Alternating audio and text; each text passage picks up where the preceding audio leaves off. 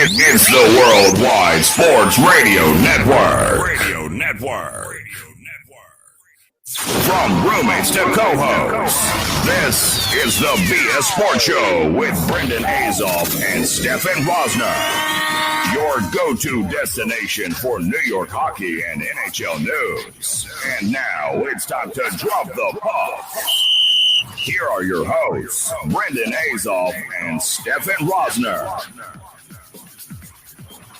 Well, hello, everyone, and welcome to the BS Sports Show. My name is Brendan Azoff. With me, as always, is Stefan Rosner. We have a great show planned for you guys today. A very special guest is coming on now at 6 o'clock, Adrian Dater of Colorado Hockey Now.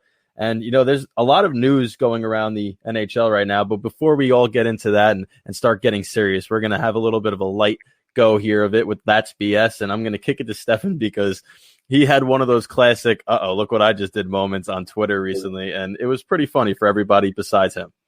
I mean, I can laugh at it now. So the worst thing ever is when you have a comeback, right? You have a beautiful comeback and you mistype something. And I don't know, I was reading through Twitter and somebody wrote that hockey wasn't a sport. You know, that's not a real American sport.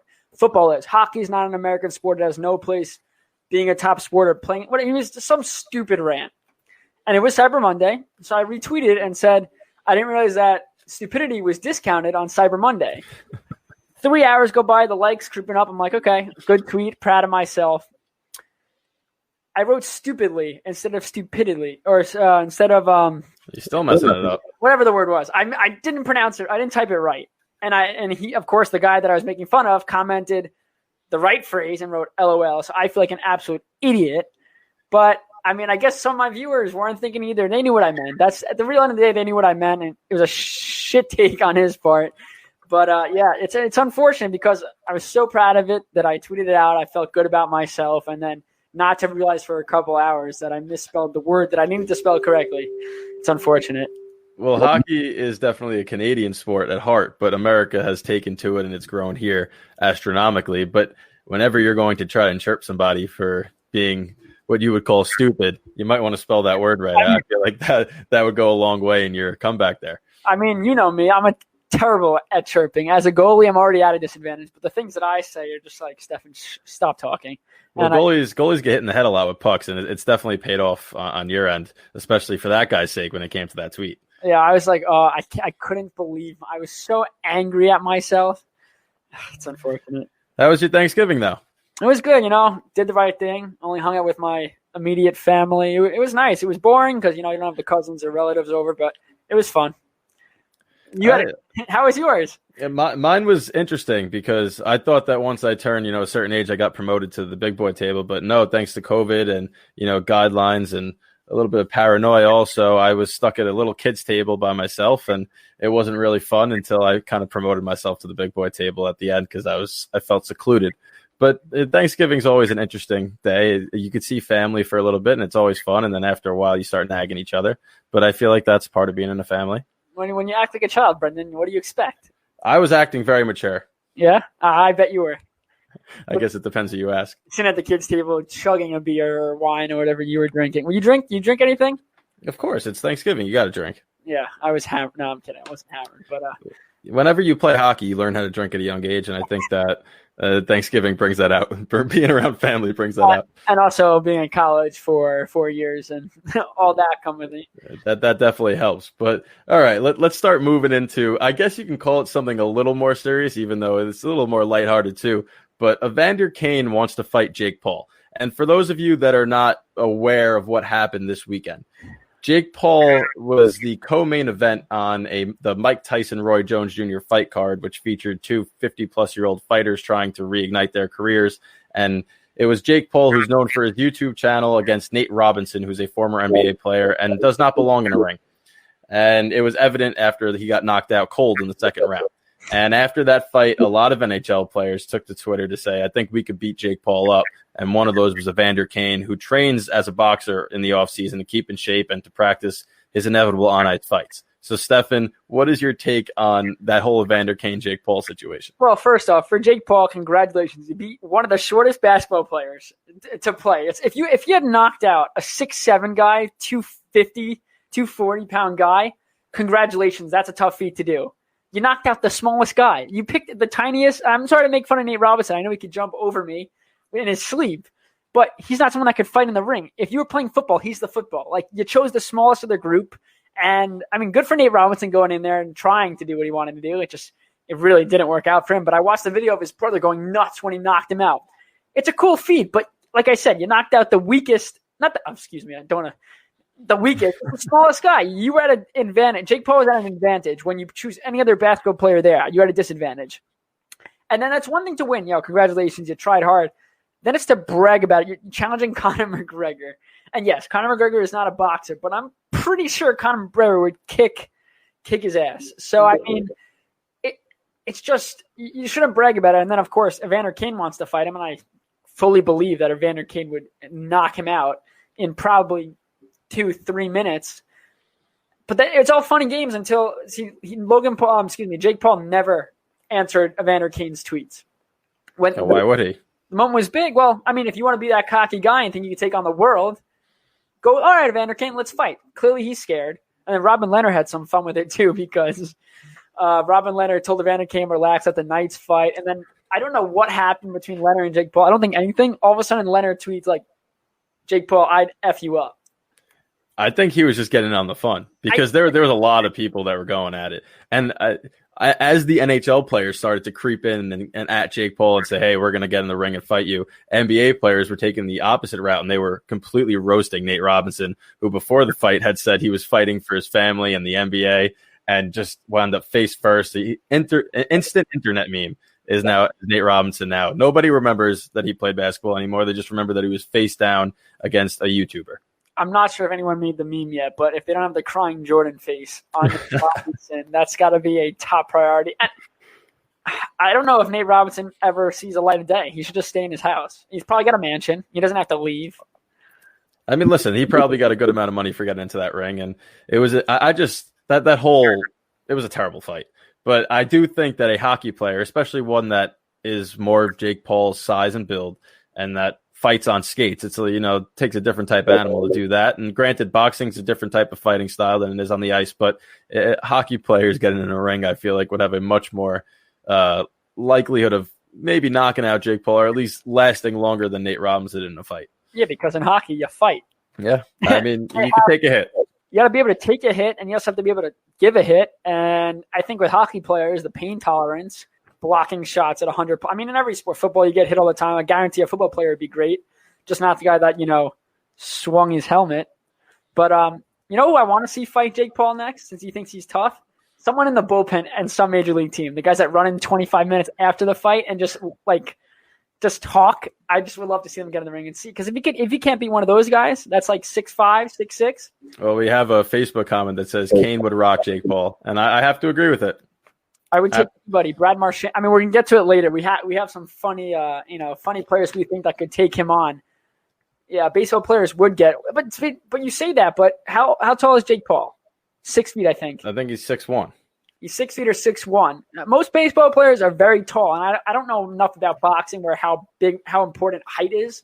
It's more about being able to move and do all that stuff. But yeah, I think I put any hockey. I know John Scott would eat him alive. Well, John Scott's also a behemoth of a human being. I think that would be a fantasy fight, if that, and maybe the NHL wants to they won't support it, obviously, but if it does happen, they should kind of endorse it a little bit, because if Evander Kane does wind up winning, it kind of looks like, wow, look how tough these guys are. And I'm not condoning necessarily fighting in hockey, but it's a different type of animal to step into a ring, to have the courage to do it. And then if you can come out and beat somebody who qualifies as a pro boxer, it's a big stepping stone. But I think it's time that we move on to more hockey prevalent topics. And Joe Thornton, the legend that he is and has become over his half a century career, it seems like, keeps making news. And yesterday was the anniversary of his trade to San Jose, which started a great run in his career. Yeah, 15 years ago today, Joe Thornton made his way to San Jose. And for a lot of people, they might not even know that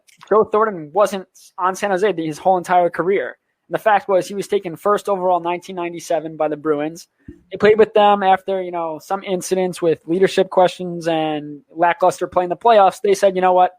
O'Connor was the GM at the time. Let's ship him over to San Jose. The players that San Jose got in return never amounts to anything. But the one thing I did learn in my research, I just wrote an article about this, is the fact that because Thornton was dealt, this gave Boston the opportunity to sign Zdeno Chara. And we know how that turned out. We know how much of an impact he made. But Joe Thornton, he never won. And that's the toughest thing. That's why he's on Toronto right now. He thinks that, one final hurrah. You would think he would have learned from Marleau, though, and Marleau left to go play for Toronto, that's not the team to go to if you want to win. You might make it to the playoffs, which they should make it to the playoffs, especially if we have a Canadian division only, which we'll get to later. But, Thornton, he's such a – we watched, while the commercials were playing, the ability for him, his vision and his passing ability is second to none. He could still do that at a high age because he's a big guy. They call him Jumbo Joe for a reason. He could take hits. That's why he hasn't really deteriorated as much as, other players if they're smaller. But it's been an incredible career, but it really changed San Jose. Yes, again, they didn't win, but he shaped the career of Joe Pavelski. Yep. He shaped the career of Patrick Marleau. Without Joe Thornton, you don't know if Marleau has that much success. So it's interesting to see. And also, he's a leader for the young guys. I mean, we saw in those replays Kevin LeBlanc finishing off a great pass by Thornton. His leadership may get questioned, and we're not there. He was a captain. He was stripped in, I think it was 2014 of his captaincy. He got it when Ron Blake retired in 2010. So I think that, put that aside, leadership on the ice, we're not there. We're not in the locker room. He spoke about, the fans, about he loved playing at the Shark Tank. He loved his teammates. He loved all his time. He didn't want to leave either, which is the tragic part because, you play your whole career on one team. You're loyal. Well, not one team. You left the Bruins, but joined San Jose, and you had many, many opportunities. I think I counted. He had 7 opportunities to leave. Even after Pavelski left, Marleau left. The team clearly wasn't going to have a good season this year. He decided, I want to stay. He took 1-year deal after 1-year deal after 1-year deal. And this year, the San Jose Sharks decided that it didn't make sense financially, given the salary cap. They re-signed Marleau on a 1-year, $700,000 deal. They couldn't afford Thornton. Thornton goes and signs the same exact contract with Toronto. And hopefully, I don't want to see Toronto win, even if it's for Jumbo Joe. I don't want that. But at the same time, you look at it, and it's been a hell of a career. And that trade, looking back, Brad Stewart, 2 other names went back to Boston, and just it was crap. I don't know why the trade was made. If San Jose were to have won, it's minimized because the Bruins won a championship in 2011, and San Jose hasn't won. So you could look at it that way, where if a trade's made and a team wins, who cares how that player turns out? Look at the Yankees and the Cubs. They trade Gleyber Torres for Chapman. Gleyber Torres is great. Chapman comes back, but the Cubs won. That's all that matters. So because the Bruins won, it's not a worst trade in NHL history. But if San Jose were to win cup after cup with that group they had and Boston didn't win anything, you're looking at probably one of the worst trades in NHL history. Yeah, his high in the season with Boston alone was 65 points in 2002-2003. So he didn't necessarily pan out as a number 1 overall pick there. And I guess they felt like at the time a change of scenery was better for him. So, listen, it worked out for him. It worked out for them, like you said. They wound up getting Chara, not drafting him, and won his trip. So that's all that matters. They did a similar thing with Tyler Seguin, right? They had him. They didn't really like him, and I was looking at that and the similarity. Obviously, Sagan's a superstar, does a lot of different things, and not the same type of player at all. Sagan's a finesse kind of guy, lethal shot. Thornton's more of the magician passing. But that season he was traded, he won the Hart. He had 129 points and 96 assists that year. We don't see that at all anymore. Which probably, that's a hard feat to do. And the fact that it was just he won the Hart and the Art Ross, and that's just incredible. And we know how his career panned out with San Jose. And it's unfortunate to see him wear a different jersey this year. If there's a season, I wonder what happens if there's no season.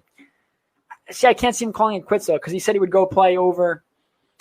He's playing there right now. Yeah, exactly. So I think we'll see him for quite some time. I don't think he's ready. He said he loves the game. He's not ready to quit. Age is just a number, Brendan. No, it's not.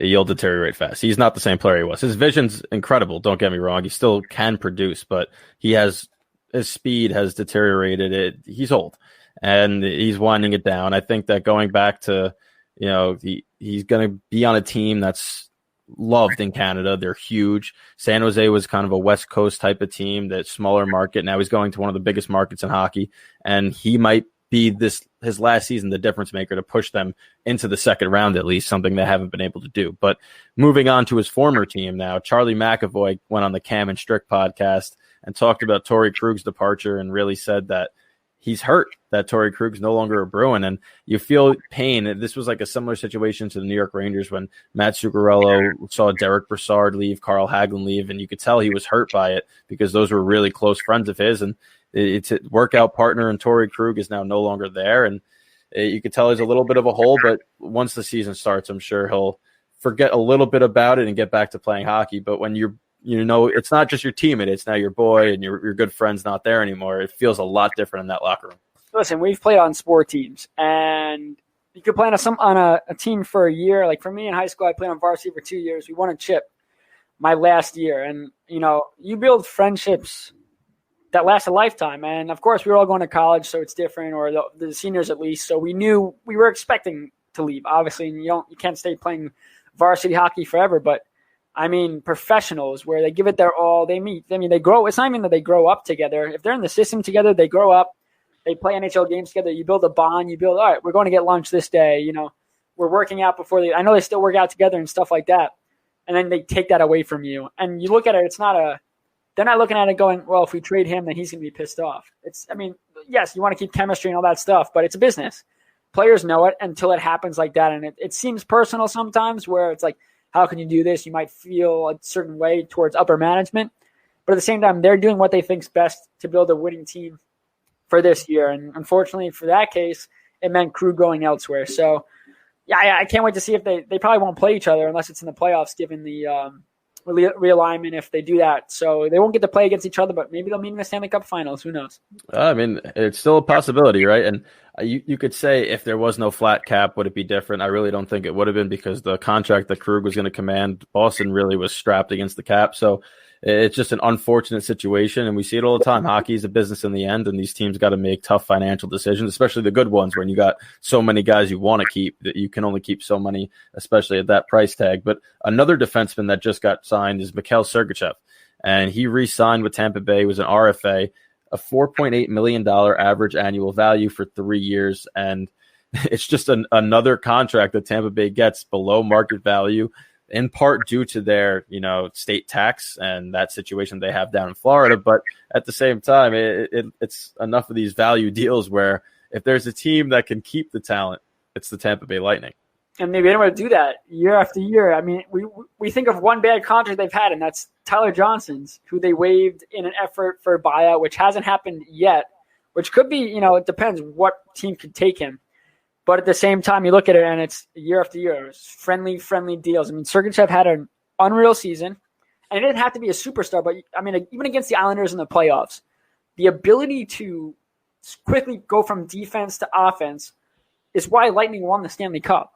It's not just three forwards as the only offense. The whole entire group moves as one. In the defensive zone to the offensive zone. Sergachev had a sick toe drag backhand goal against the Islanders from the slot. You don't see defensemen on many teams in the slot making moves like that to score goals. It's definitely an asset for this team, and they lock him up. He had 10 goals and 24 assists in 70 games, 3 goals, 7 assists in 25 playoff games, and they won the Cup. So it's definitely a guy that needs to be brought back. He was an RFA, but you got to love Florida with that sale. And it's not even on a bad team either. We see a lot of players in other sports just go and play for Florida teams because it's the money. This team's good. This team's going to be good. Their window might be closing soon. They have a lot of young guys, but the core's not getting any younger. But if they can keep doing this, where they keep their young players at a great rate, they'll be a top competitor and a Stanley Cup contender every single year. I completely agree, and they needed to keep Sergachev. Obviously, they were going to the whole time. Shattenkirk had left, but Bogosian was on their blue line. He's gone. You had Coburn there, who's an older guy as well. So outside of Hedman, you have now Sergachev and Cernak that are basically the 3 guys, and McDonough. So the 4 guys that they're going to have consistently on that blue line. And listen, bringing him back is huge. We saw what he could do in the playoffs, especially on the power play.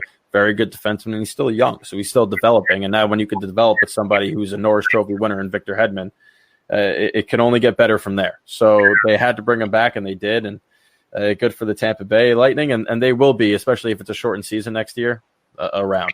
Think about that trade with Montreal.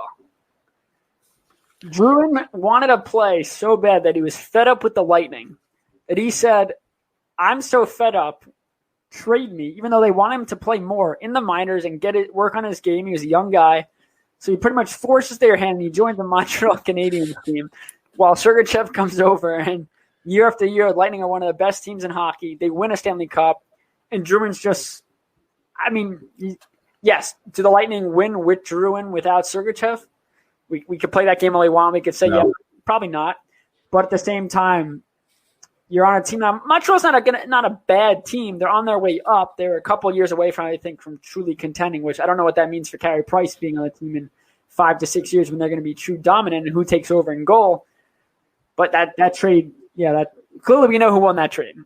Yeah, but it had to be made for Drouin's perspective because he wanted to get playing time. And it obviously wasn't working out in Tampa Bay. He knew that. He was a high pick. He was highly touted. They weren't really giving him that opportunity. So for his sake, he felt like it was best for him to go somewhere else. And listen, he kind of found himself a little bit in Montreal. We saw the skill that he has. He's coming on now. So for his sake, it worked out. For Tampa Bay, it definitely worked out. They got a cup because of it, and they get to keep him around now for a little bit of time.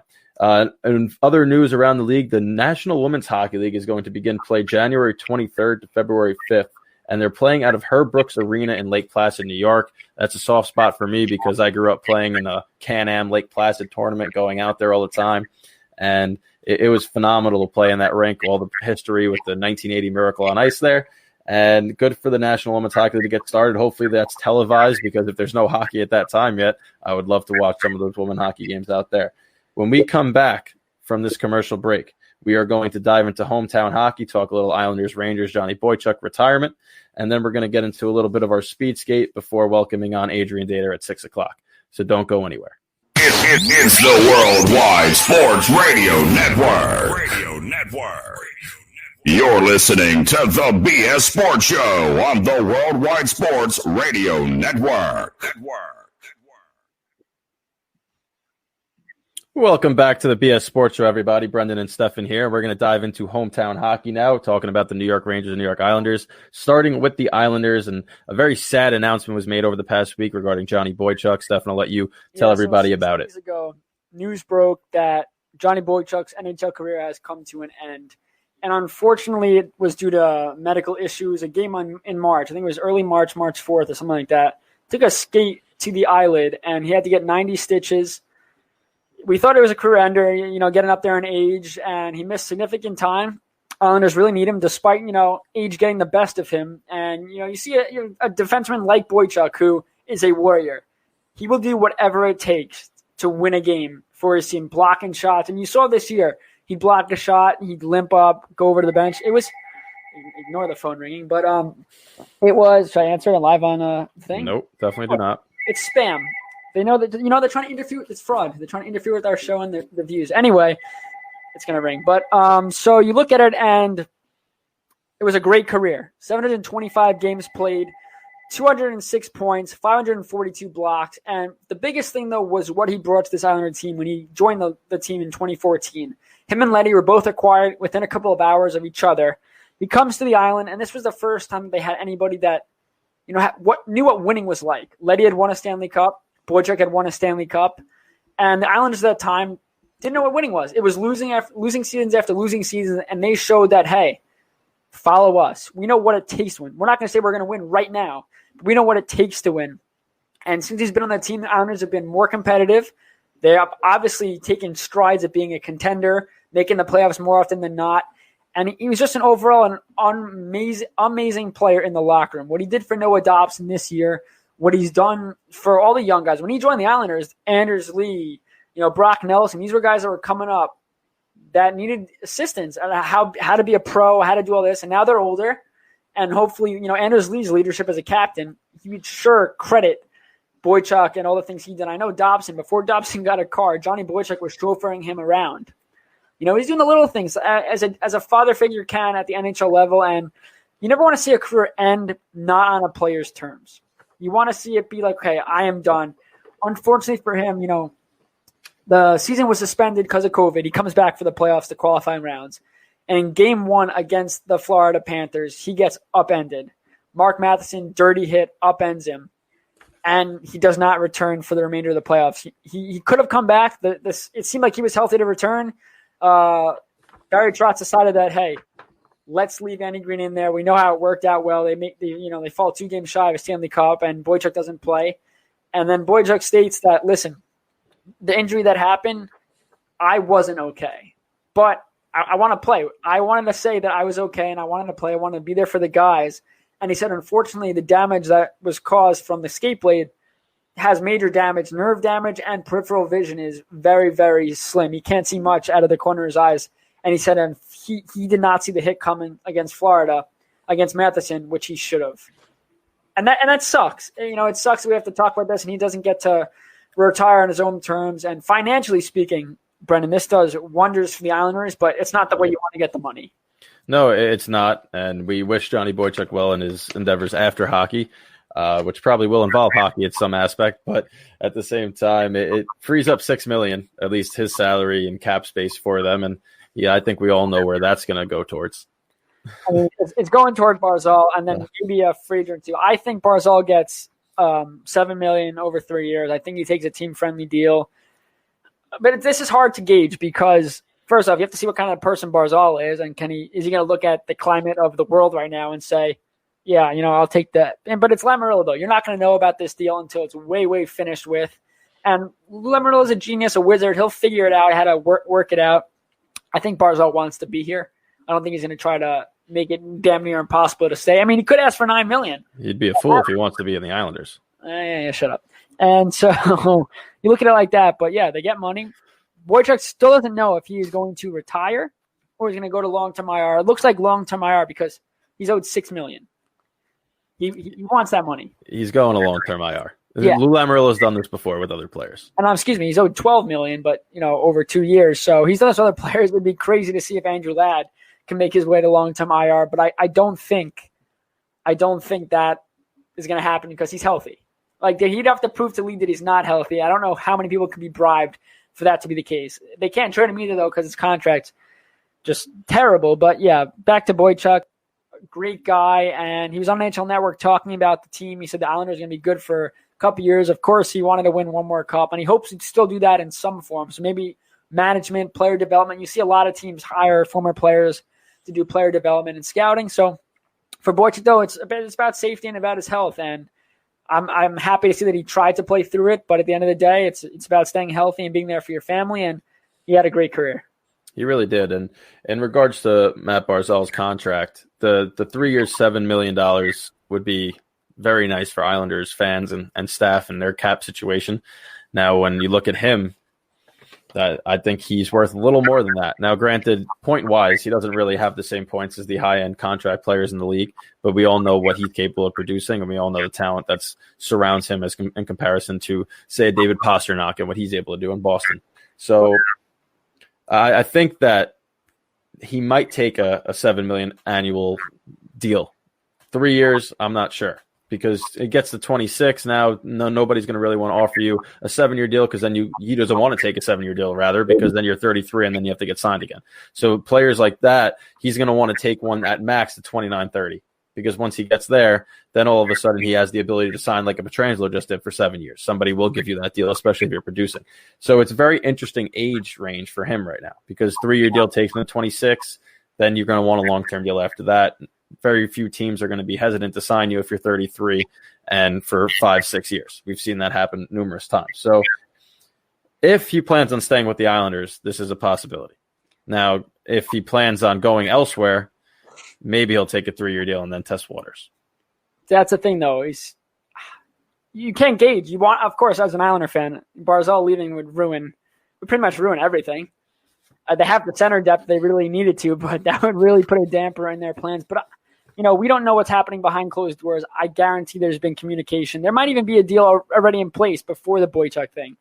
And they're just working out or waiting it out. And there's no rush. There's no season happening right now. Once they announce, all right, season starting, let's say they said season starting February 1st, training camp January 1st, which I don't think is going to happen, but let's say they do, Then you'll start this news.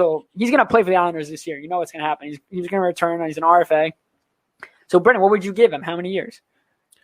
Well, right now, it's tough because they don't have the money to really give him a deal because next year you have RFAs available too. Now, if the Islanders were smart, they wouldn't have given millions of dollars to fourth liners all the time, like Leo Komarov, for example, and that would have alleviated most of these issues. But you've seen Taylor Hall take a 1-year deal, right? If the Islanders now, they have a situation next year, but maybe a 2-year deal, because we've read numerous reports that not next year, but the year after is when they expect the cap to slowly start to rise. So if he's a free agent when the cap is now, say it's $2 or $3 million higher, it does give the Islanders a little more flexibility, especially if they get a Beauvillier on the books next year, and Sorokin especially. So I think that a 2-year deal is the most likely scenario. He's 25, then he could sign a 5-year deal to 30, and that kind of plays in his favor a little more.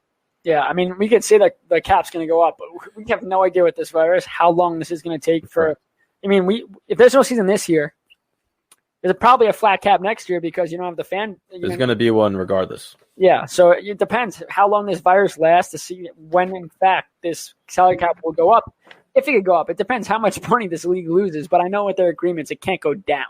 Yep. Unless there was a substantial issue that they hadn't, but that can't happen. Oh, like Gary Bettman asking the players to give up more money so that they could start this season? We'll talk about that later, Brendan.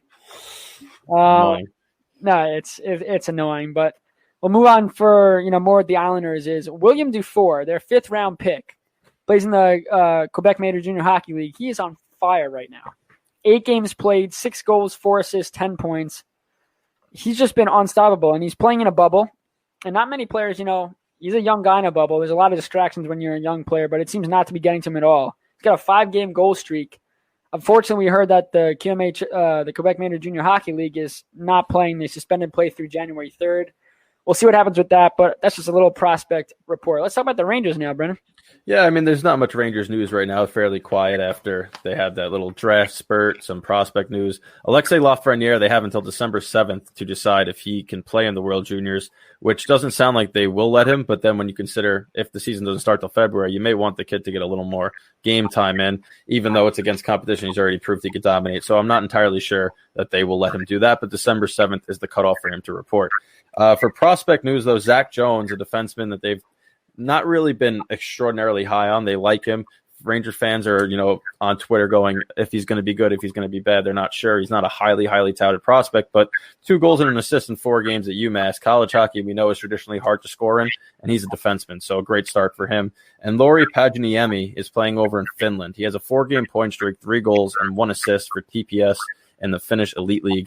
And the goals that he's been scoring over the last 4 games have been very nice, very beautiful goals.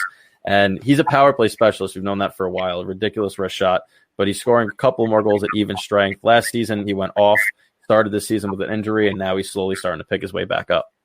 I mean, you talk about Alex Lafreniere about reporting for World Juniors. He got hurt last time he did that. I can't see them having him play. Just there's too much risk. And yes, he wants to represent his country. Definitely help them. He's a unreal talent, but there's too much risk, especially when, let's say they allow fans for, at some point this season, next season, he's going to drive ticket sales. Yes, the Rangers always sell out, but merchandise, all that stuff, you want them healthy when the season does begin. I think it's too much of a risk. Well, Canada's World Junior Camp right now is it's suspended because they had a COVID outbreak. So the Rangers prospect Braden Schneider was actually banged up, was missing practice time. So this kind of helps him out in the long run. But to me, I don't want to see him go. I mean, I would love to see him play, don't get me wrong, but I don't want to see him risk the injury. If the season miraculously does start early in January, now he's going to go from right there. Like, you want him to be a little fresher than that. We saw with Kakko how that hurt him in the early stages of last season. So I don't think we will see him there. But, let's move on to speed skate because we got some fun guys to discuss right now that could potentially fight Jake Paul. We'll go back to that a little bit. Yeah, so we picked some NHLers to fight Jake Paul. Some of them, are jokes. Others are definitely not jokes. So Jake Paul is 6'1", 189 pounds, and he is 23 years old. So my first pick was, all right, let's see J.G. Pageau get in the ring. Pageau is 5'10", 184 pounds. He fought Jacob Trouba after Delacour was just destroyed in the game, and he scored a goal that game. He was, kicked out. But he did fight a bigger guy. And, that takes a lot of balls. He did in his first game with the Islanders. And he made Brian Boyle, who's 6'7", 245 pounds, flinch. I can't make him flinch. I can't make Brian Boyle flinch. I can barely make my dog flinch. My bad. Beep. My dog flinch. And he's also a ping pong heavyweight champ. He won the ping pong tournament in the bubble. So Pageau is one of those guys I think that could give him a run for his money. Also, Pageau does fight. Peugeot would get dummied.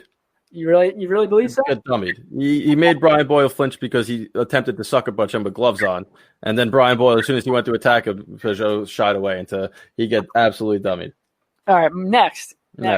Phil Kessel, 6 feet tall, 202 pounds. He's a Nathan's hot dog eating champ. He once slashed John Scott, and while that's he slashed John Scott because he was really pissed off. That led to a fine and a huge fight in the middle of the rink. First off, John Scott took it like he got hit with nothing. He didn't. The adrenaline's running, but the thing with that is Phil Kessel had a lot of balls to hit John Scott. Well, rumor has it Kessel only had 1 hot dog before that game, so his slash wasn't as strong as it would be. He normally has at least 2 to 3. Yeah, I know somebody asked him about that. He goes, I don't even like hot dogs. No, I know. That was the whole thing. His sister was the one that actually broke that news during the Olympics, I believe it was. Yeah. He doesn't even eat hot dogs. But he's a lethal sniper. Maybe he's got a lethal shot. Who knows? Maybe Jake Paul hits the ground. And my next guy, and that'll end my things, is Trevor Gillies.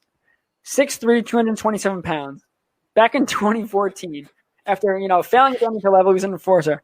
He got suspended in 12 games because he slammed an opponent's head into the ice.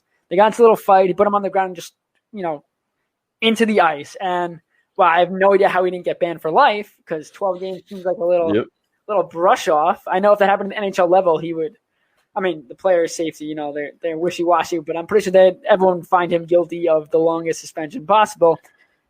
He would kick Jake Paul's butt because he doesn't care about what anybody thinks, and he would kill him. Well, he's one of the few people that has the mindset of he doesn't matter. He's just going to go in there. He's insane. Like clinically, probably is insane. And he was one of the dirtier players I've ever watched play. And in a boxing sense, might work in his favor. Oh my God, the phone's off. You are working in the McDonald's right now. They don't. Who calls McDonald's? Right? I don't know. The Uber Eats, I guess. Yeah, you order. Speaking of Uber Eats, I don't want to talk about Uber Eats. We already had that issue. Let's move on to Aaron Asham, and I know he's in his 40s, but hear me out. 5'11", 205 pounds. He will make anyone go night-night. Ask Jay Beagle. That might have been the coolest celebration I've ever seen after it's not his. I will preface it with that. But, well, it's like the Islanders' yes chance. Not theirs, but if you go... Yeah, they're not original in any sense of the word. Well, they're not an original 16. Anyway, but you look at it, and this to the closeout was just... Who still has a house phone?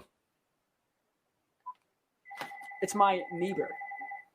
Maybe my dog got out, Brendan. Maybe, I don't know. Well, start screaming Tory after the commercial break. But Aaron Asham, I think, would have a legitimate chance. We've seen him fight numerous times in the NHL. The guy knows how to throw the fist. So he'd be good. And the next one, Alexander Semin. Now, he's not currently in the NHL.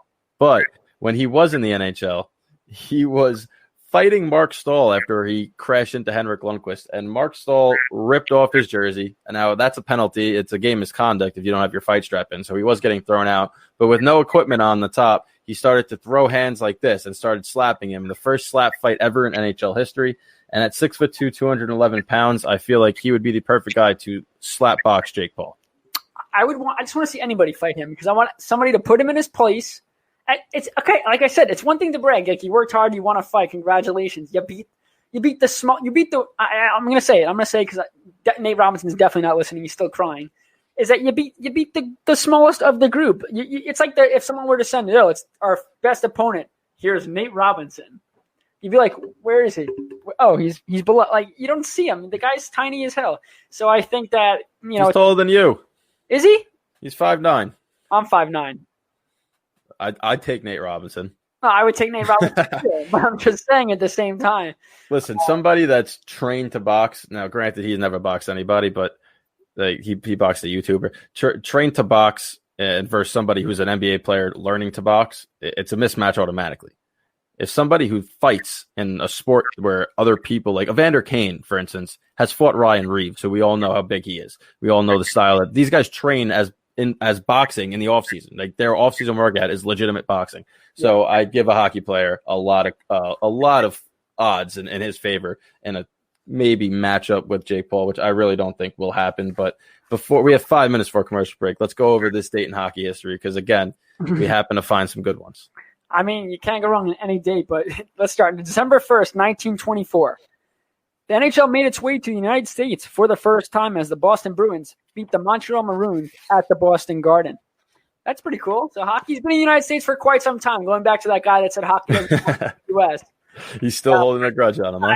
I did the math. I think it was 18. I'm going to make this up, but I'm going to get close. 1860-something is when football was first played in the United States. And then hockey, not NHL, I think was 1890-something, the first game on U.S. You had me nervous there. I thought you were going to say 18th century, in which case we were still fighting a Revolutionary War. Don't necessarily think hockey was invented then, but you said 1860, so we'll give you a little bit of leeway. At that point, it's a long time ago. It's been a part of American culture, so just get out here with that comment. December 1st, 1940, 4 pairs of brothers played in one NHL game. The Chicago Blackhawks defeated the New York Rangers 4-1. Max and Doug Bentley, along with Bob and Bill Carr, suited up for the Hawks, while Neil and Matt Colville and Lynn and Muzz Patrick, that's a cool name, Muzz Patrick, played for the Rangers.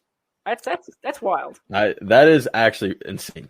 Not just 4 brothers, 4 sets of brothers. Like that's a lot of sets. A lot of brothers making the NHL. Yeah, you don't see that often. Well, I mean, I've always thought that the Dean twins playing together was the coolest thing ever, and now I know that 4 sets of brothers played in one game. That's got to be really cool too. That'll never happen again. Never. Probably not. All right, December 1st, 1949. This one, buckle up. This one's hysterical.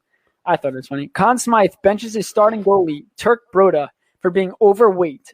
Joe Mayer made his only start of the season for the Leafs, who lost 2-0 to the Detroit Red Wings. Broda was back in the net for the next game after he lost enough weight to satisfy Smythe, and the Leafs defeated the New York Rangers 2-0.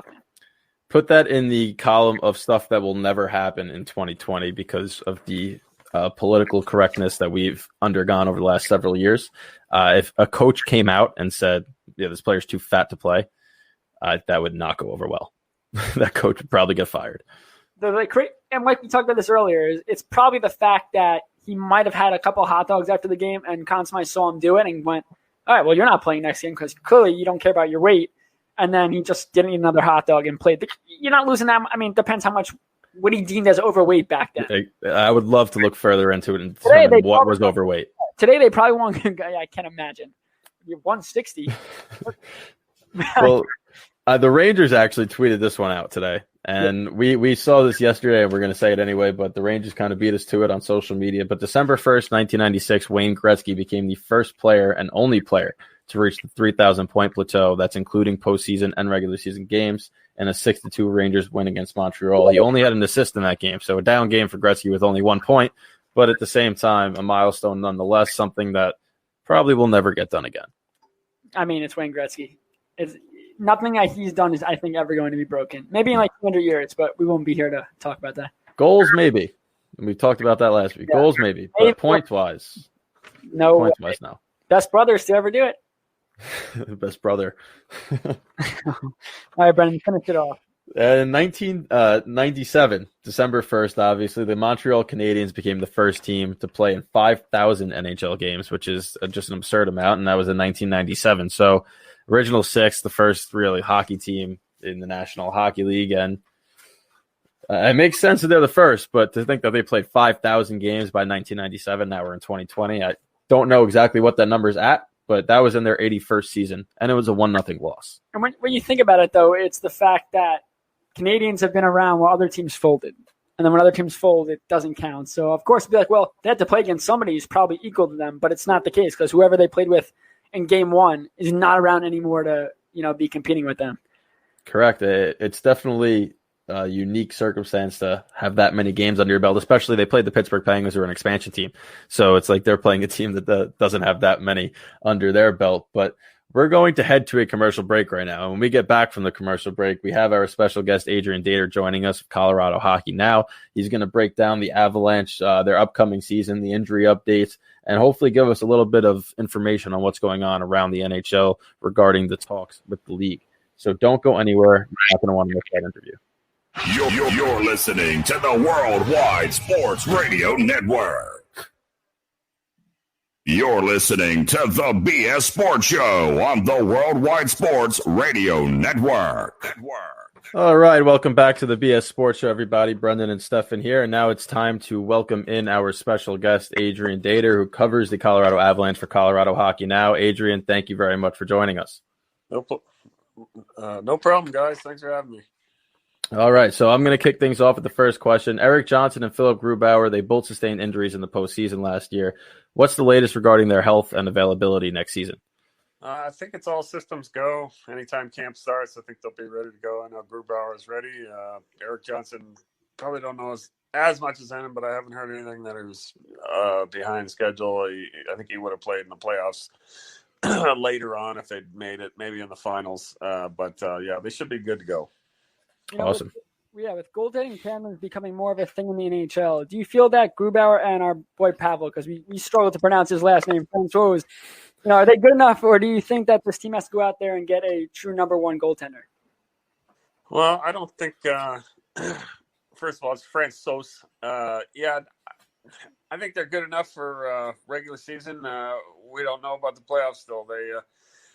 Philip Grubauer has won 2 playoff rounds for the Avalanche in his history, so that's something. He got hurt this past round, so hard to blame him. I think. I think I'd love to have, Vasilevsky or,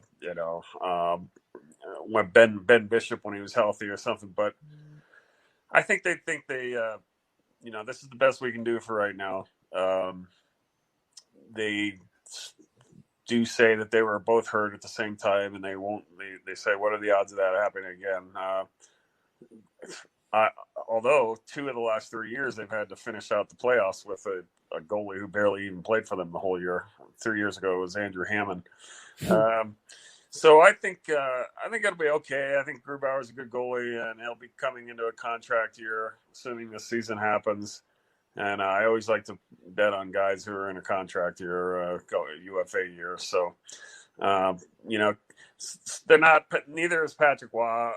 Neither of them is Patrick Waugh, but who is? Not many people are, but like you said, they did win 2 playoff rounds with him in goal, so the team does have to feel confident with him in there. But they do keep adding, and the Avalanche added Brandon Saad to an already stacked forward group. So where does he fit, and what are some fair expectations for him next season? I think it'll be a second line left wing. I think he'll play on a line with Nazem Kadri and Andre Burakovsky. And, you could see him switch at times with Gabe Landeskog on the top line, first and second lines. That's probably going to happen at some point, I'm sure. But, I think, Brandon Saad goes from, one good scoring team to another. Now he'll be playing with real good players again. I'm sure he'll get a little power play time too. And I would pencil him in for 25 goals on this roster. Now, that's over 82 games, but, prorate that after, if it's 56 games, 48 games. I think he'll average, a goal every 3 games and put up some assists too. Again, he's going into UFA year too, so I think he's going to have a good year. Do you think the Avalanche are going to win in the West, take the West, or do you think it's a much closer race with Vegas? Yeah, I don't think it's just Vegas either. I mean, I'm not counting out St. Louis at all anymore. They add Torrey Krug, lost Pietrangelo, but I think that'll be fairly close to being a wash. Pietrangelo's probably a little more dominant player, but I like Krug a lot. So don't count the Blues out. Dallas, of course, is Stanley Cup Finals team. And I don't see them losing much. I know Sagan's not going to start the year probably, but so it's fashionable to say the West is between the Avs and not Golden Knights, but that would be ignoring some real good teams. One of them outpaced both of them just a couple months ago. So. You mentioned St. Louis. Do you think that Binnington bounces back and is going to be the reliable goalie that he was 2 seasons ago, or do you think what we saw in the playoffs is a little more realistic? Yeah, I think it is a little bit of a worry with him. I usually the numbers over the long haul even out, and he was basically a minor league goalie before he got red hot, and won a cup. He wasn't nearly as good the next year, although he was not terrible either, and he led the team to a Western Conference first place finish. So no, he's fine. I don't think he's. I think he may have. He had great timing when he had his unbelievable run. So he got a good contract and hasn't been as dominant since. But I think he'll be all right. One more thing on Binnington is the fact that he doesn't have Jake Allen to bail him out, and we saw how well Jake Allen played despite playing a career low games. Do you think he can handle it as just he's the go-to guy? That's the biggest thing. Yeah, well, he was the go-to guy, and they got off to a real good start. But he struggled some in the second half. Again, I think he'll be fine. I mean, if not, then they'll find another goalie. They always seem to find somebody in St. Louis who's a pretty good goalie. I mean, they've got such good defense, and the defense is arguably not as good as it was, especially with the loss of Jay Bobeister. That was a big loss for them. So, but it's still a real good team, tough to score on. Plug in a lot of guys, and they're going to have pretty good goaltending numbers in St. Louis. Yeah, definitely. And you kind of segued it to our next question with the position in defense. And most of our listeners are Islanders or Rangers fans, and they're very familiar with Devon Taves, and the Colorado Avalanche add him. So what is your take on that trade and the extension that followed? Well, it's a real good one for the Avs. I know giving up 2 second-round picks can be expensive. We don't know what they'll turn into, but that was a good pickup for the Avs. They wanted to move Zadorov and get something for him, and they did. They got Saad, and now they replaced Zadorov with even more, which is a really good young 20-minute munching defenseman who played on an Eastern Conference Finals team for a great defensive coach and probably learned an awful lot from him. All accounts say he's going to get even better, and he's going to get a lot of ice time here, and I expect him to be in the top 4 before too long up here. And they lucked out getting him. That was one of the benefits of being way under the cap, and that was one of the fruits of that. They won't be under that much anymore, but they did get a guy like Taves who can play for another 8 to 10 years here easily, and that's a real big pickup. Yeah, I mean, for Islander fans, we watched him in the playoffs, and he wasn't his best. He made some boneheaded plays, but you guys in Colorado are getting a very good defenseman. Like you said, they're projecting him to get better, and he got a nice contract. The last thing we'll ask you is, we're hearing a lot about when the season is going to begin, and different people are saying different things. What have you heard about a potential start date for 2021, and other discussions between the league and the PA Player Association trending in the right direction? I mean, I don't think anybody seriously knows still right now. I mean, I talked to NHL officials just yesterday, and it was just like, I think it's the virus is still more the problem. I mean, I think they'll be able to work out their money thing with the PA, but that doesn't help things either. The fact that the NHL now wants more money. It's not a great look for them, but on the other hand, the owners can say, "Well, look, we're a gate-dependent league, and I'm sorry, but we just can't do it because of the virus. We can't, just throw out another, go through another long period of hockey where we're paying for arenas and all that comes with it, and we're not getting any money back. So it's." The stupid virus is, just wiped everything out. Hopefully with these vaccines starting to be administered really quickly, maybe that'll give the NHL a little more breathing room to say, okay, we know help's on the way soon. They may have to inoculate the players first, even though that'll look terrible public relations wise, but the public can, I'm sure, get over that 600 hockey players got some injections and then they don't have to worry about the games not going off because of virus testing, positivity rates. So my overall point is, I wish I knew a little more about it, but I think that they're getting down to what I call crunch time on these things. And usually something happens at the last minute. And I think we'll have some announcement like within a couple weeks. I do expect there to be a season. Doesn't seem January 1st just doesn't seem to be realistic right at the moment, but maybe I would say no later than, January 20th, something like that. They've done 2 previous lockouts with 48-game seasons in late January before, so this could be another one.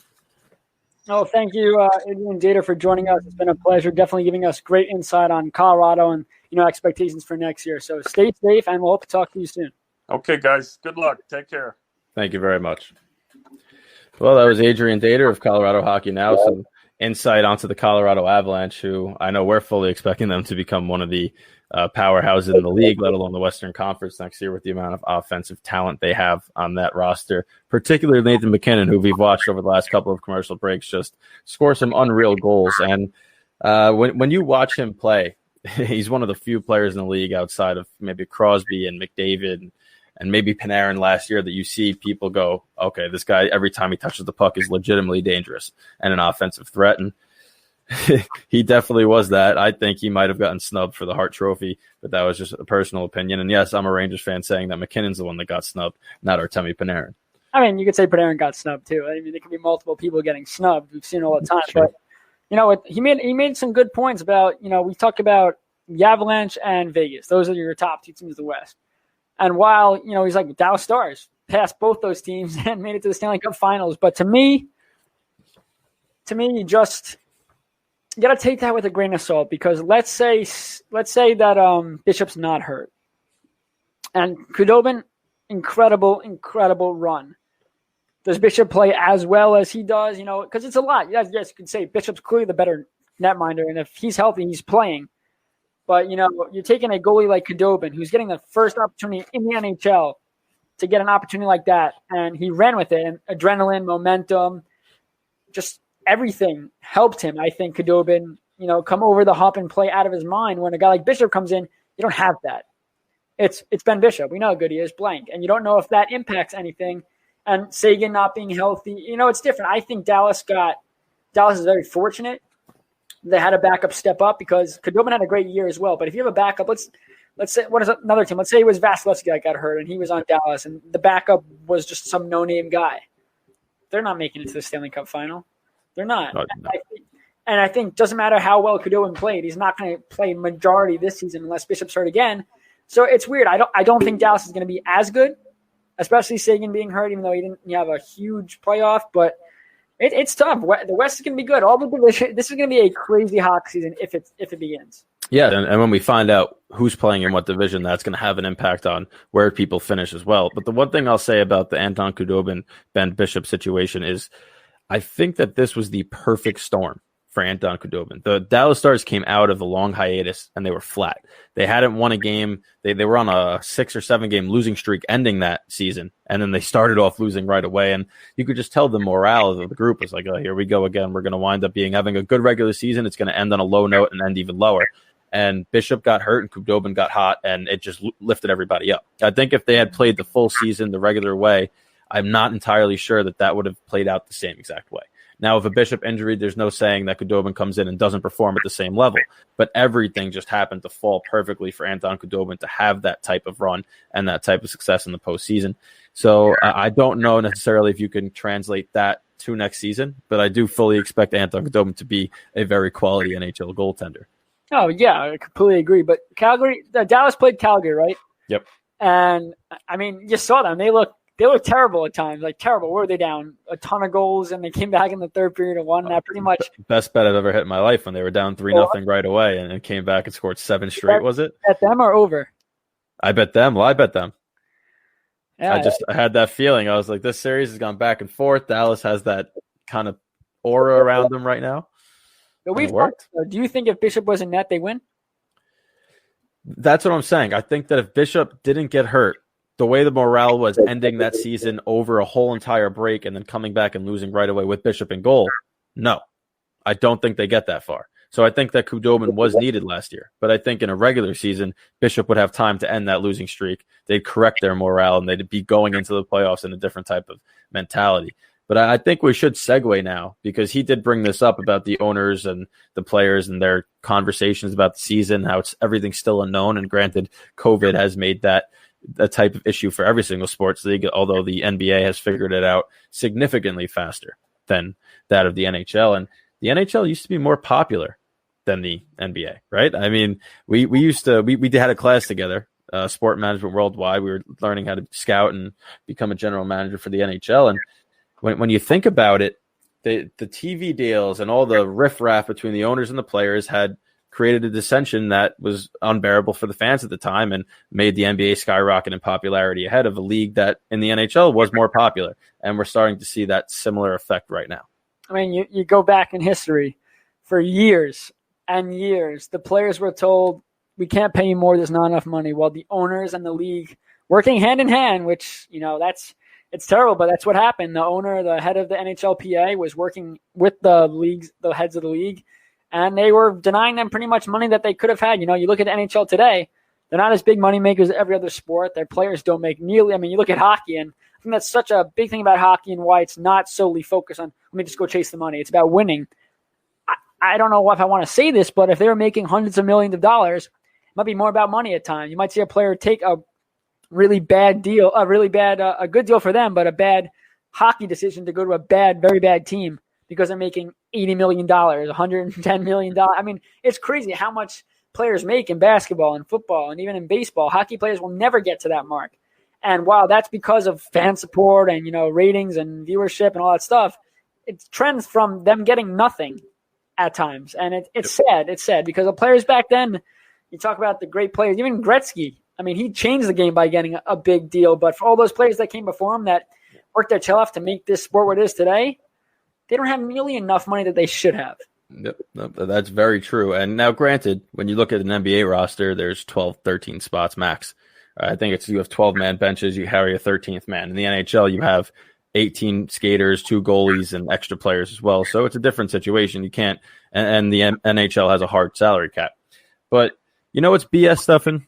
What's BS, Brendan? History repeating itself. And we continually see the owners treat the players like they're second class. And now, granted, the players have gained a lot of credibility. Obviously, we see Connor McDavid, his house going up and how much money he makes. But how much money he makes as being the best player in the game right now is not anywhere in comparison to what LeBron James makes in the NBA being their best player. So I think that Gary Bettman, now I know they want to save some money, and I know it's tough because the league does make a ton of money on fan attendance, significantly more than every other league. But you got to swallow some of that. You got to let these players go because if the players don't want to play, you're not going to have a season. You're going to make no money. So you got to give these players what they want, and we need to have hockey come back. But we need to come back, and the players gave you months of playoff hockey in a bubble. They sacrificed a lot because they want to play the sport and win, but ultimately they played for the fans back home. They did all this stuff. They played during an off season where, if this season started on time, which it didn't obviously, but they would have had a short break, away from their families. It's tough. What they did was they sacrificed, but at the end of the day, that's their job. They have a contract. They're obligated to do it. But then you reward them by saying, oh, can you take a pay cut? Take a pay cut. I'm going to play in less games. You're telling me to take a pay cut? And it's one thing to be greedy and say players, well, you don't need all the extra millions of dollars you get. But people don't understand is mortgages, everything they have to pay for their home, the way they live lavish lifestyles. You tell them to take a pay cut. Yes, maybe they might have to spend less money and maybe move or do that stuff. That is tough. I mean, you get used to living a certain way, and now you tell them to take a pay cut. That impacts a lot more than just their play on the ice. It's not even necessarily that at this point. It's the fact that there was agreed upon contracts last season to come back, to return to play that was included this year. And now all of a sudden they're trying to push it and have more money go to escrow. And it's unnecessary for them to be doing this. And granted, the uncertainty of a start date is playing a factor. We saw this with the MLB too, and Rob Manfred trying to get the players to accept less. And the players ultimately got what they were asking for the most part, because both sides realized, hey, we got to have a season. And I think the similar thing will happen here. I was intrigued what he brought up, the public opinion on players getting vaccinated. If the NHL got their players vaccinated, which I'm sure other leagues would be looking into if that was a thing too. And now people like you and me are sitting here who are really struggling during this whole thing. Older people, family members, and we can't get vaccinated, but the players can. That's not necessarily the greatest look, but at the same time, we all want to see sports come back. So it's a double-edged sword. Yeah, that's the tough thing. It's because, as if you're a player or a league, you're not paying attention to the comments here and there on Twitter, but I mean, what happened when they did the Black Lives Matter stuff and they didn't suspend the game? There's a couple of games that night that had started. I know Bruins played, the Islanders played. Anders Lee found out, they interviewed him during the press conference afterwards, and he goes, I have no idea what you're talking about. It was during the shooting or one of the shootings or something happened. I forgot. Do you remember what it was? Not off the top of my head, but it was it was after the original incident. There was a separate one. It was after George Floyd, I believe. It was the second one that followed. I don't want to mess up the name, so I apologize for not knowing it. But at the same time, it was a weird situation where news was breaking and people were upset that the NHL wasn't responding appropriately, and rightfully so, while there was the games going on. So the players that came off the ice and got asked about it were in the middle of a game. They weren't entirely sure of the whole scenario, and it's awkward. And the NHL has to get better at that. We've all said that. It's been known by everybody that the NHL is years and light years behind other leagues when it comes to equality across its board. And now it's years behind coming across equality in players' pay as well. So it's a whole big thing. The NHL's got to get better, and they got to start. This is the perfect place for them to start. The owner's saying, okay, we'll give you guys what you want. And it's a small step. It has nothing to do with the major issues going on outside, but it's a step in the right direction. By asking players for money, you are breaking trust. You had a deal. You had a deal in place. I mean, again, these owners make so much goddamn money. So much money that they pocket themselves. I'm not saying that the team has to take a pay cut. The owner could say, I don't know how much owners make. Let's just throw a number out there. They make, $6 million. Let's just say $6 million. It's completely wrong, but let's just say $6 million. All right. $5 million. If each owner takes a pay cut, they'll have enough money to make this work. The problem is the players don't feel like they have to make it work because they were guaranteed something. It's on the owners to say, listen, I know what we agreed upon. Times are tough. How about we talk and do this? Rather than say, no, you have to take a pay cut. What is that going to solve? The players could say, no, we don't. We're the ones playing. We're the ones that make you the money. If we decide to opt out or not play, which again, this goes against, they shouldn't have to do that because they have an agreement in place. Like if I made a deal with you, I'd be really pissed off at you if you didn't follow through with it. And it just sucks that we're in a state right now where all this stuff is happening in the world. Some people need sports back. Some people have, terrible home lives, so they're struggling in their jobs, and, let them escape reality for 3 hours, 2 hours by watching their team play. Just the little things like that, getting hockey back. I know people, baseball, we don't need baseball to come back. Someone made an article, we're realizing we don't need sports. I mean, speak for yourself. You don't need sports. You're not someone that focuses on sports. How about people that work in the sport industry, like us, trying to get jobs? There's no hockey this season. That's a step back for us to get jobs. That's a step back for people that lost their jobs that, in the Sabres, fired everybody. Those guys probably qualified to get other jobs in the league.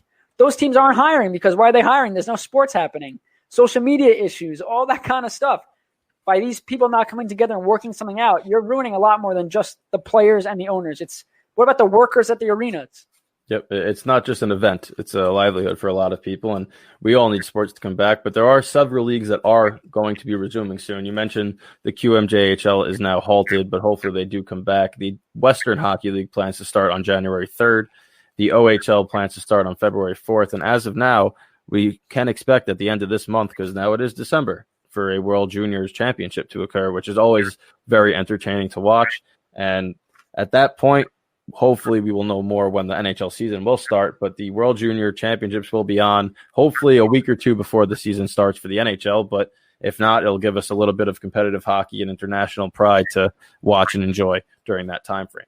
Yeah, I mean, I would love to see that. I know the National Women's Hockey League plans to begin January 23rd, February 5th, like Herb Brooks Arena. We talked about it. And it's like if leagues like this, I know they're smaller, could come together. It's just at the end of the day, you need a month. You have to have a deal where, let's say they came to a deal January. All right, we're going to play. You need a month at least to get these guys ready to training camp. I know it haven't been off for that long. Some teams that didn't make the playoffs, like, I don't know, the Red Wings, haven't played in a while. They're at a major disadvantage. What we talked about earlier, when that was happening, the bubble was happening, we thought it might have been a good idea to get some exhibition games. I know it's tough, add another bubble, but severely disadvantaged. Yep. For a team that didn't make the playoffs and now have been waiting. And granted, I don't know how long it takes a specific athlete. It's different for everybody to get back into the swing of things. But you're talking about a team that went on a long, let's say, the Lightning. And usually you get that, the hangover after winning. But they're a team that seems like they could go out there tomorrow and be ready to go. Well, at this point, that layoff kind of affects everybody because they've all been laid off now for a long time. I completely agree. I mean, after like 4 or 5 weeks of not playing in any type of game activity, because usually the guys take a little bit off in the offseason. They get into the scrimmages. You have the Beauty League in Minnesota where people go, and it's not real hockey. So like, it's not as competitive, but you're skating. You're playing against people. So now everyone's feeling it.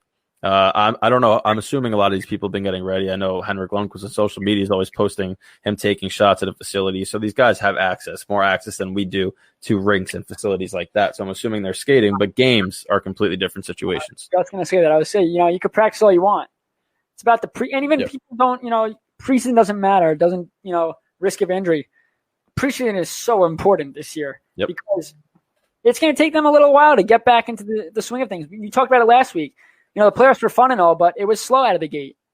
Teams had to realize, we're playing hockey again. We got to work on this. If you had an amazing power play heading into the postseason, it really, all your stats from the regular season didn't mean anything because you're pretty much, it's like a new year. And again, for some teams, they didn't have the opportunity to even come back and work on things. And who is it? They were talking to Jake DeBrusk yesterday on NHL Network. They were saying, have you heard anything from Chara? And he said, you know what? I reached out to Chara a little bit here and there. He reached out to me on my contract. He just got a nice contract extension.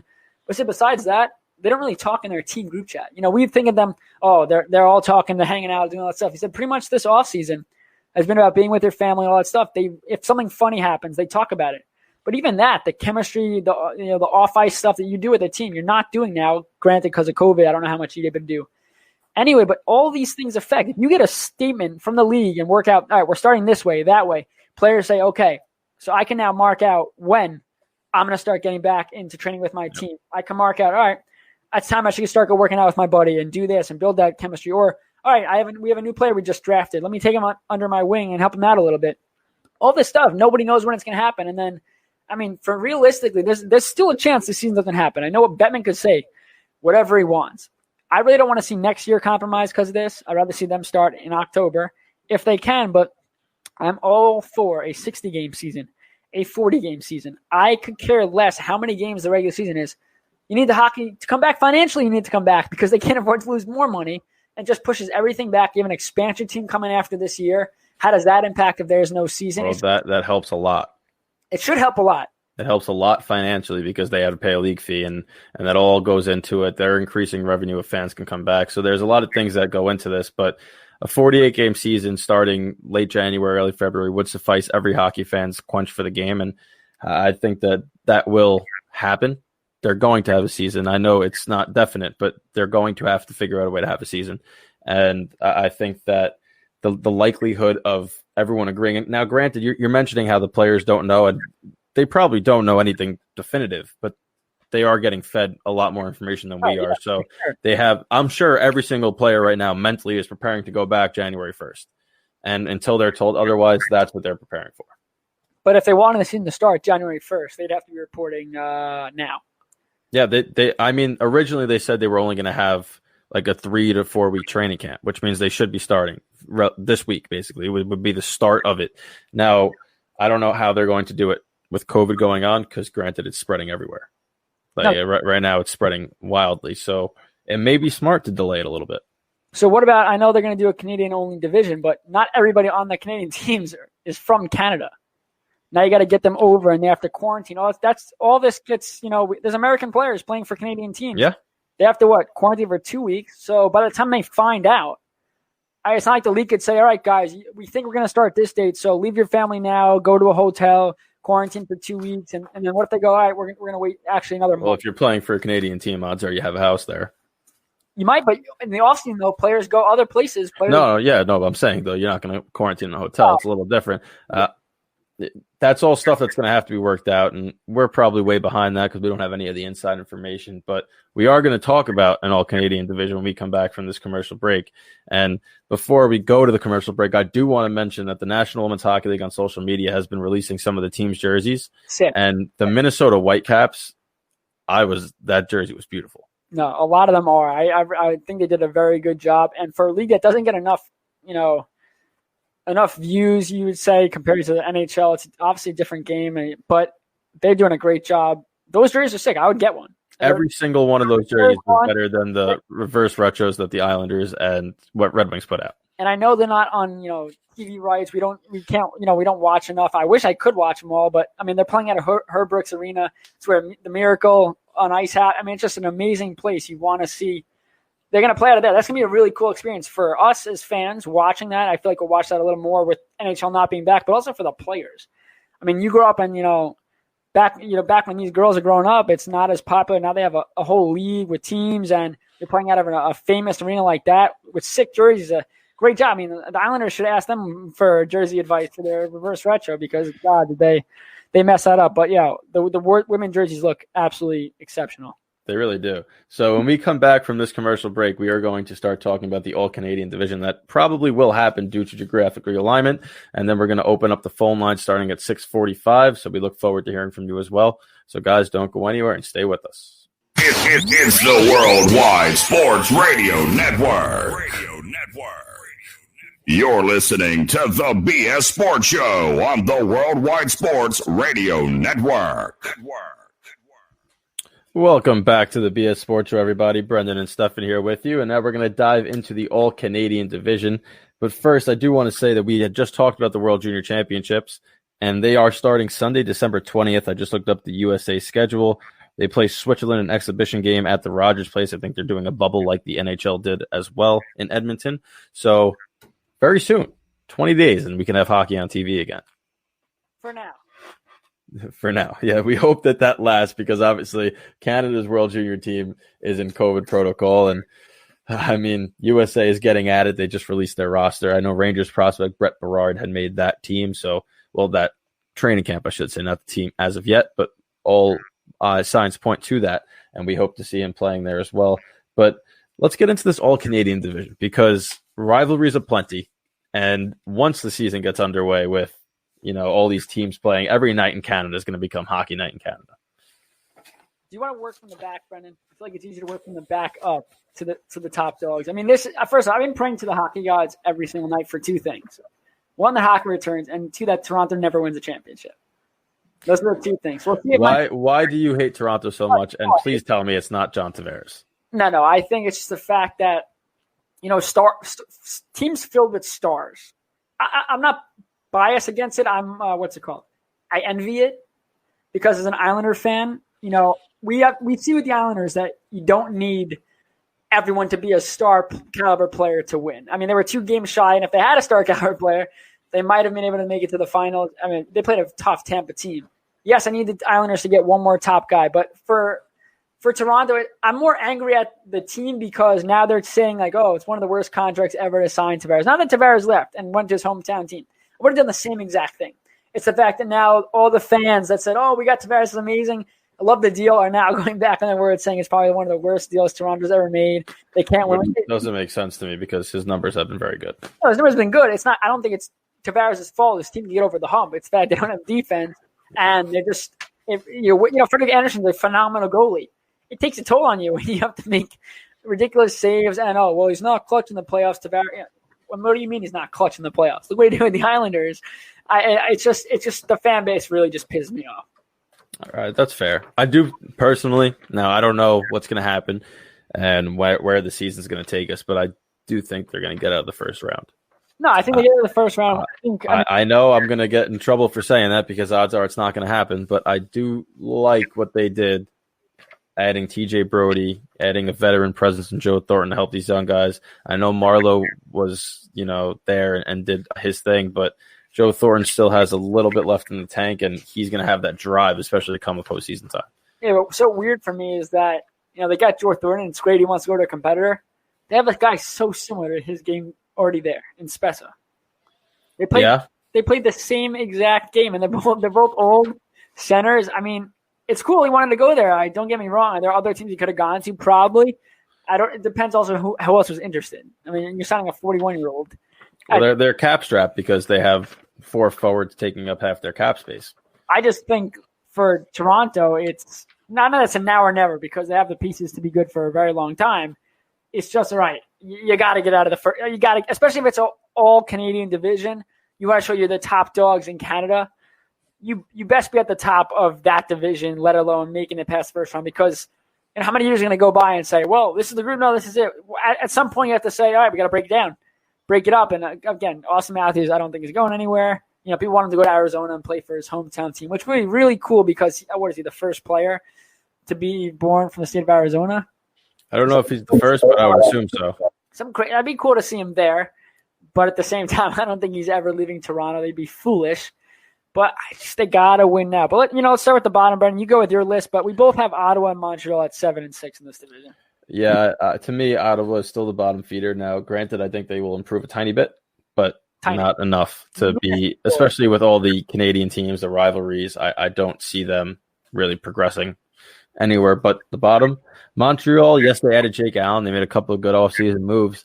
I just don't know if they have enough. I have Winnipeg 5, and I could see them flip-flopping, but I still don't know if Montreal's ready yet. Last season, they had a good win over Pittsburgh in the first round, which kind of hurt their rebuild a little bit, but I don't hold much stock into that, especially since they started Matt Murray, not Tristan Jarry, which made no sense to me.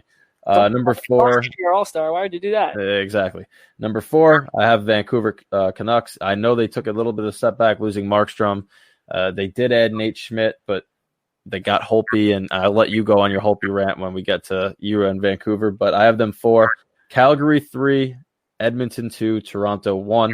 The only reason I have Edmonton ahead of Calgary, I know that Calgary added Markstrom, but I think that Koskinen is better than people give him credit for. I like that Edmonton added Kyle Turris and Barry, and I can't have Connor McDavid and Leon Draisaitl below Calgary. And they have a huge rivalry there with Cassian and Kachuk. Yeah. And I can't – if they play, how many games are they going to play against each other? Let's say it's a 60-game season. And if it's 60, there's 7 teams. They're only playing each other, probably around 8 to 9 each, depending on the opponent. Much watch TV. If it's 48, each team plays the other 6 teams. See, if they could have fans – I was letting you do the math. I'm not doing math. 8 times. 8 times. Okay, yeah, I was not doing math. Quite frankly, I didn't hear what you said. Anyway, but if they could have fans, I like this division with fans. I mean, this would be – it's a Canadians hockey dream to see this happen. And I mean, the bad thing is, though, if Ottawa spoils some of these teams, because, Ottawa's not going to go 0-60. They're going to beat some of these teams. It's just how hockey works, nature of the beast. And Ottawa's got a young team that could surprise people, but they're still years away, I think. We had talked about that last week where you're playing rivalries, and the rivalries are going to impact playoff outcomes because not everyone from this division is going to make it, and Ottawa could finish last, but if the season comes down to, say, Winnipeg has to beat Ottawa to advance, and they could spoil it. I mean, you're talking about a Canadian division where the rivals can have that much of an impact. You could have rival fans chirping other teams when they are going to the playoffs because we beat this team, and it's so much stuff can go on. It's going to be awesome. Just the atmosphere of the games, even if there are no fans there, which is likely, is still going to be phenomenal. Yeah, and it's much watch TV. First of all, it'd be Hockey Night in Canada every single night, so they're gonna push that promo each and every chance they get.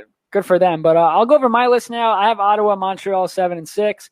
I got Vancouver 5th, and yes, I get it. Holtby, what he's done in the playoffs, he's won a Stanley Cup. He knows what it takes to win. I just think he's so bad, and I'm sorry. Last year sucked. He was terrible. It was just even in the playoffs. I'm watching, the little. I'm a goalie again. And I like to nitpick and see him watch the positioning. Just looks lazy. I know Barzal's game winner. I forgot what game it was, but the game winner in overtime, he got in a little breakaway there. Oh God! It was just a brutal decision by Holtby, and I feel like after every shot that comes on Holtby, he looks behind him, or a pass in front, he puts his head up on a desperation save. Is he going to make that save? You don't know, but he simply at points he doesn't even try for it. It's like in his head he gave up on a play, and you saw him I don't know if he's all there. I don't know, too many hits to the head. I don't know what he does before games. I know he's a big guy of, looking around the arena, doing some eye work, but just tracking the puck, and everything looks delayed. And would he be this highly regarded of a goalie if Alex Tuck lifted a puck? No.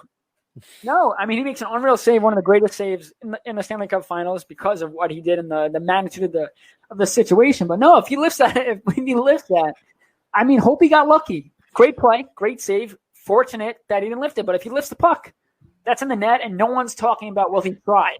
Yep. It's all about timely saves, especially in the playoffs. And for Vancouver, their one thing, Markstrom was incredible for them. He had a great season. He had a Kemper-like season where they played well. He played more games, and Markstrom was just great. They lose him. They downgraded. Now, granted, they have Demko, And we're still, we don't know what kind of netminder he's going to be at the NHL level. He didn't get a lot of playing time, but what he did in the playoffs, he showed that he's got fight and grit. He played really good in the playoffs. I just don't think Hopi has it. And for a team like Vancouver, you don't want to see him take a step back. But now you're playing in a very, very tough division. A very tough division. And you have to rely on Hopi to be all there and give you fight and give you grit. And granted, I don't think he'd have as bad of a year as he had last year. Can a new location really help him? It really could. But at the end of the day, with the money that they've given him, for the options that they had available, again, if you think Demko is the guy or you think he can be molded into the guy, why not go and sign a guy like a Grice? Why not go and do something like that? Hope he could play that same role. But for the price, you're giving up so much money for a guy that I just don't think has, I'm not saying it's the demise of Hopi. I just don't see him as a guy that can help transcend this Vancouver Canucks team to being higher as a competitor in the standings. I just don't see that. And that for that reason, I have them at 5. So next I have Winnipeg at 4, Edmonton at 3. And I just think that, Winnipeg didn't do much this offseason. Granted, I don't know how much they had to improve upon. They were a very good team last year. Hellebuck's been great. Their defense was weak, but they're young. We talked about this earlier. They're a young defense that, a year under their belt might prove wonders. They might be great. We talk about Patrick Laine being on the move. That could change things too. If Laine gets dealt for a couple of draft picks and, a prospect that's not ready. I mean, I think they'd have to have an NHL-ready prospect coming back the other way. Maybe that allows a guy like Perfetti to come up and play. Who knows? But all these things, losing a guy like Laine, he's an unreal talent, a scorer.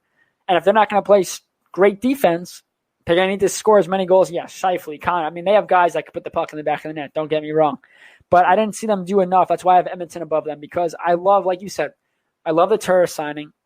He can't have as bad of a year as he did last year. Yep. I think for Nashville, there was just a cloud over Nashville. There was something in the air in Nashville that just everybody played to a lower level than expected. And it was just sad. Because they couldn't see the puck on the reflection of UC Soros' pads.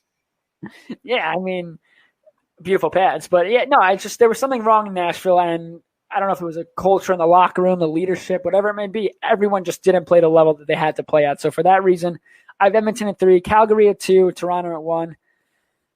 It's going to be, every division is going to be tight. Again, the less games mean that there's a chance for teams that you don't expect to make it. And can we see Edmonton win the division?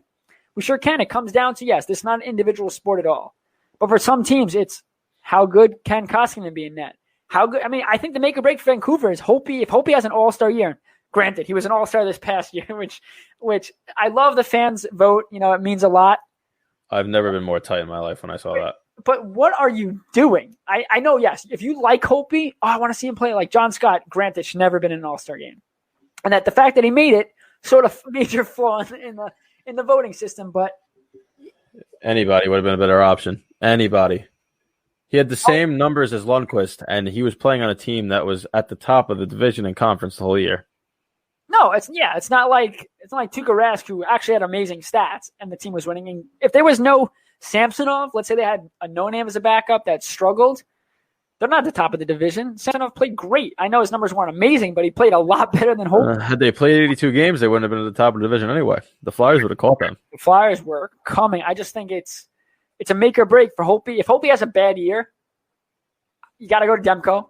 You got to ride Demko, and who knows if Demko can handle. We see a ton of backups in the league get the opportunity to start at the NHL level, and just they can't handle it. And granted, he's young. He's not unproven, and if they truly believe that Hopi's going to bounce back, and I hope for their sake, for my sake, I don't want to see Hopi do well just because I just don't see I see laziness, and I see, you want somebody in there that's going to compete every single night, and I don't think he does that. And granted, am I allowed to say that? Yeah, I watch him play. I think there's a lot of times where it's just, if he was paying attention a little more, focused, he makes those saves that he wasn't making, and maybe it was a bad year. Maybe it was just a bad year with everything going on, but it's a make or break for Vancouver if he plays well. For a guy like Matt Murray on Ottawa, they're not projected to do much. So if he has a crummy year, you can base it off the defense in front of him, the lack of scoring at times. There's a lot more that goes into it. But Vancouver, they got the pieces. It's all about staying healthy for the guy like Pettersson or Besser. You got to stay healthy. But Bo Horvat is your leader. They had the pieces now. Now I'm not so sure if they do anymore. You lost Markstrom. They lost to Foley. There are a couple of good pieces there that are not there anymore. And it's tough. It's going to be tough for them to I think that they're good enough to be 4 or 5 in that division, I have them 4, you have them 5, which would probably get them into the playoffs. I don't know how the format's going to work, but they're going to have to battle, and they're going to need one of Holtby or Demko to really establish himself as a number one. I don't think that this is a team that's going to have a tandem, because I don't think that Holtby is going to work well in a tandem. I think he's either going to be the number one or he's going to be the backup. Yeah, I completely agree. And again, it's all about what Demko does in the time that he gets to play, which will be limited because they're going to ride Holtby. Obviously, he's the number one guy.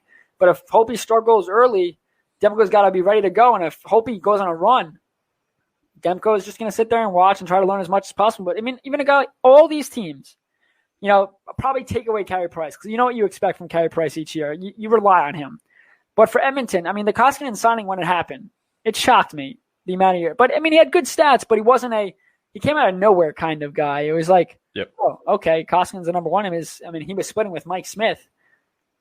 And even in the playoffs, they went with Mike Smith, right? At times. So they started him. So what does that say to Koskinen? That's what I'm saying. But Koskinen played significantly better than Mike Smith did, even though it was a brief stint. The reason that Mike Smith played is because of his record against that team. But you look at I guess you look at every single team in the NHL. It's goaltending is a crucial part. I look at the Islanders. It's Sorokin. Hopefully, Varlamov's great. He played well last year. I think he played better than people expected. He's in a great system, which we've talked about how that system makes goalies look better than they might be. And we'll see what happens with Greiss this year in a system that's nowhere close to what the nowhere close. And we'll talk about a complete 180. That's right. 180, 360, whatever you want to call it. He's spinning in circles. It's just that'll be a major shock. But if he plays well, it's like, all right, Greiss was good. But look at Edmonton. I mean, if Koskinen doesn't play well, who's their backup? Mike Smith. Yeah, but I don't think Mike Smith's got much. First off, Mike Smith has to stop touching the puck, because he was someone that was known for just being so good with it, and now it's like there's a greater chance he's going to put himself on the SportsCenter not top 10 than he is going to put himself on the top 10. But again, I think he's a good backup. He's still going to give him serviceable minutes. I think there's only 3 goalies in Carey Price, Connor Hellebuck, and Jacob Markstrom where you can say, all right, we have a solid number one. Frederik Andersen's been very good for Toronto, but he's been completely overused. He plays so much minutes, and his stats have slowly gone up each year, and I'm not blaming him. He's a very good goalie, but you got to give the guy a little bit. Now, granted, in this type of season, 48 games, 60 games, that might help him. Yeah, less games. It's tough because if they just had like an extra. Well, first off, they had who'd they get in the trade for Kadri? Barry. They got Barry, and he failed. He failed in Toronto. Yeah, now, Barry and Kerfoot. So yeah, but Avalanche won the trade. They expected Barry to be better, and he wasn't. Now, granted, they got Brody, correct? Yes. And if Toronto's defense could just figure it out and not get walked and all that stuff, just figure it out, Frederik Andersen's stats will be very good, and that keeps him healthy and ready to go in the playoffs. Because again, he was injured at times during the season. You said he's overworked. Completely agree. And if the offense, again, playoffs are all about defense systems, making the most of your opportunities. You can't be a team that just scored. I mean, look at the Avalanche, and they got lucky that after Grubauer got hurt and goaltenders got hurt, they continued to score at an alarming rate. And there was a battle of who's going to score the next goal to win. But not every team like Toronto would be a team that has the power to do that. But at the end of the day, you're not going to win. You could only do it for so long. The Avalanche only could do it for so long. And defense wins championships every time. Defense wins championships. You look in this division, Brendan, what team do you think has the best defensive group right now? Oof. I really don't know. You don't. I mean, it's not Edmonton. It's definitely not Toronto. Calgary's all right. I would have to say Calgary just because they have – it might be Montreal. I was going to say Montreal. What they did, they brought Petrie back. Did Theodore go to them? No. Shea Theodore is still on the team. No, but they have Shea Weber. Petrie, Shea Weber. That defense showed something in the playoffs against a tough – the Penguins are the Penguins, and they're on the way down on probably being that top dog. But they got Joel Edmondson. That's what you're thinking of. And it's just, you look at it and it's just the Penguins still have Crosby, Malkin, Gensel, weapons. They have weapons. And Montreal was able to, Carey Price played very well. We talked about it before the playoffs. is Carey Price good enough still to steal a game or steal a series? And while he played very well and they won the series, the defense was solid in front of him too. Yes, he has to bail them out from time to time because that's his job. Carey Price Pittsburgh played really bad though. They did. Oh, they played bad, but again, it's Crosby. You'd be able to shut guys down like that, Crosby and Malkin. Your defense is doing well, and you brought Petrie back. I mean, he had a great year too. So I think it's Montreal. Looking at this defense, it's tough. This is gonna be definitely a high scoring division. A lot of 7-6 scores. Yeah, a lot of old fashioned hockey, but we need hockey to come back. We talk about it week after week, and we seem like we're getting closer, and then we're getting excited, and then it's all right. Never mind. Let's hold off for another week. And the World Juniors coming up though. That's big because that'll at least give us something to watch. Exactly. And there's 3 matchups that I look forward to watching, at least in an all-Canadian division. The first is Edmonton-Calgary. Obviously, we know the Cassie and Tkachuk thing, but there's just all types of rivalry there, all types of energy, regardless of fans. Calgary won the season series 4-3, but the fourth one was a shootout, so really 3-3 split with an extra time decision. Toronto and Montreal is the other one. Toronto won that season series 3-1-2 they were. So that was still relatively close, even though Montreal's forced overtime against a juggernaut offense. Juggernaut defense not there, though. So, again, that's why they're a 50-50 team. But Calgary and Vancouver is another one, just because, to me, that Markstrom rivalry now, Markstrom's on the other side. Can Holtby outplay him? Probably not. We'll see. But you never know, especially if you're playing 8 times. I mean, you got to think that at least a couple of those you might have a goalie outplay Markstrom. They'll win a few. It'll be Demko.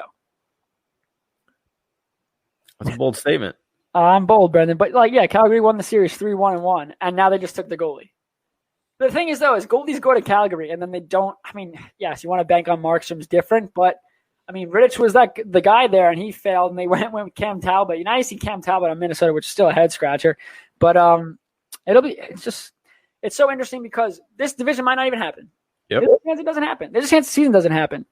Stop saying that, Stefan. I pray to the hockey gods. It's okay. I can say it. And it's just the fact of, like I said before, there's a lot of jobs. Hockey needs to come back. But at the end of the day, the players, it's all about the players. You can say about the league and the owners, it's all about the players. If the players aren't happy, I think it was it Panarin that said if there was something earlier in the year that if some contract didn't work out or money he wasn't going to play. And then granted, this was before they returned. He said, if we don't get our money, then we should all boycott the bubble. Of course, we don't want to see that. But in the day, it's about the play. Without the players, there's no league. We have the best talent in the world. Sorry, KHL. You got some cool talent. We're seeing it now, which is great. I'll focus more on the highlights in the KHL because, we follow people on Twitter, but also it's only big league that's going on right now, hockey-wise, and it's been great to see. But that's not the NHL. We have the best players in the world, and if the players want to act like this, the owners want to act like this, what's stopping some of these players to go and play in the KHL and say, you know what, they might, they don't get paid nearly as much. I think they're more respected though over there. In this situation, it's easy for a player to go, all right, so the NHL wants to take a pay cut. They don't really care about us. They make contractual obligations are stopping them. Well, yes, but they're not legally allowed to play. No, but if let's say you're unrestricted free agent, and you think that you might have more fun and you want to play for a league that actually cares. I don't know what's going on in KHL, if that's actually how it is. We're not seeing it from their perspective.